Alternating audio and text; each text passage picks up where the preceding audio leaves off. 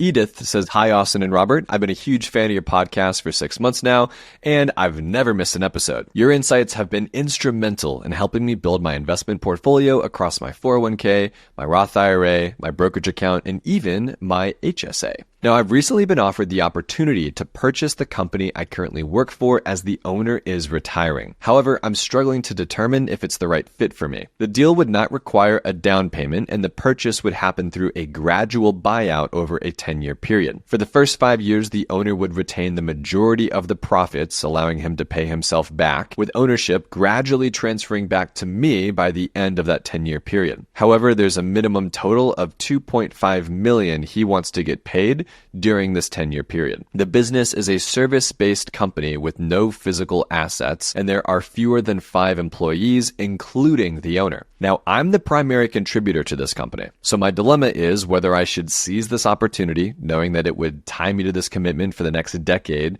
with essentially $2.5 million of debt, or I should continue working for a few more years and try to build my own business. Now, for context, I'm 35 years old, I'm married, and we have a $2 million home with $1 million of equity. Our combined annual income is $400,000, of which I bring 65% of that to the table. We've invested around $300,000 across all of our accounts. We have $100,000 in our emergency fund, and I would like to continue investing with the goal of an early retirement. My main concern, though, about this opportunity is if I don't take it, the business might close and I won't be able to earn as much at the other companies that I could work for with my set of skills based on industry standards, and it'll slow down my retirement planning. Ooh, what an interesting question. Robert, I'll let you kick this one off. Yeah, this is a tough one because I always want to see people have ownership in companies if they can, because it's so much better and safer in most instances than just being an earner or a high earner within a company. But here's a few of the wrinkles and things I want you to consider. Number one, buying this on owner financing over a 10-year period scares me because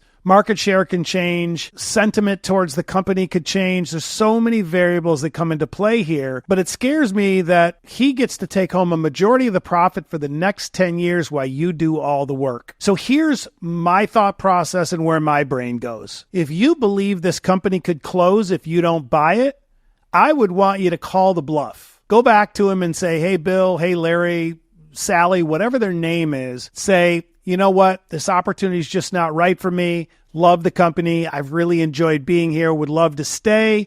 But I think $2.5 million over 10 years is just too rich for my blood and what I believe the situation allows for. So I think I'm going to have to pass. And then over time, let's say you have a 90-day window, 120-day window, then you could revisit the conversation and say, or at the same time, say, hey, I would be happier if we could arrange something that's a shorter window of maybe 5 years, and then we have a balloon at the end once all the equity is migrated over to you, because then at least you own something. But the other part of this that's scary is being service-based. You don't have any equipment. You don't have anything of a secret sauce mechanism that has value that if you're wrong and you fail, you can sell. And I've seen it many, many times over the 30 years of doing this and buying small companies, selling small companies, is people will buy a company like this service-based, or they'll buy a law firm, or they'll buy a dentist office, and then the owner leaves, and he was the one that built this database of customers, and a lot of staff and customers leave with them and just start looking elsewhere because you're not their person maybe. And that's where I would really, really look from within and ask yourself, is a lot of the customer base, if you're one of the big proponents of this customer base and the services, would they come with you if you started over? So if you call the bluff, he says he's closing, you go to all the customers, say, I'm starting new ABC Newco, doing the same exact thing, would you come with me? Then that is an opportunity where you own it right away, you own all of it, and you're not paying $2.5 million over 10 years, which you have no idea if that's a good deal or not. I love this perspective, Robert. I agree. It is frustrating because I feel really bad because, like, Edith D over here is making $260,000 a year. So that's what she's bringing to the table at her family household, right? So $260K a year is what she's making working at this place. And she says, should I continue working for a few more years and then try and build my own business? And then she's worried like, well, if I don't buy this business, then I won't make $260K a year. Well, guess what? The only way you're making $260K a year is if the company that you work for is making a whole lot more money than that, right? So to Robert's point here, if you're able, Edith, to, let's say it does close down, you still have all these customers that you're friends with them. You've had meetings with countless numbers of them. Like, let them know, reach out to them from a different, whatever, like, hey, it's Edith. You know me.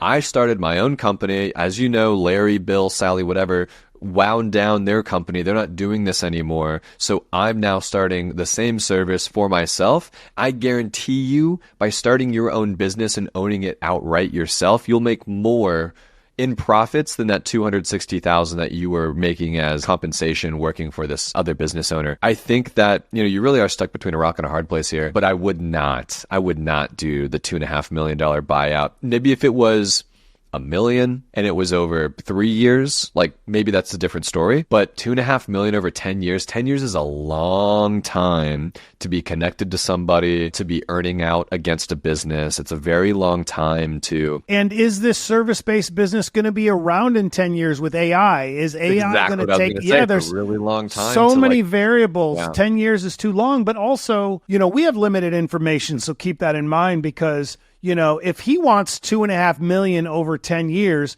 where is he coming up with this multiple of what the business is worth? Because it's not really making sense, because if you're making 260 and you're going to give him 2.5 million over 10 years or $250,000 a year, there's some weird math going on. So I'd be careful. I would look at calling his bluff, try and get it for a lot less, or ride it out, make as much money as you can and start your own thing.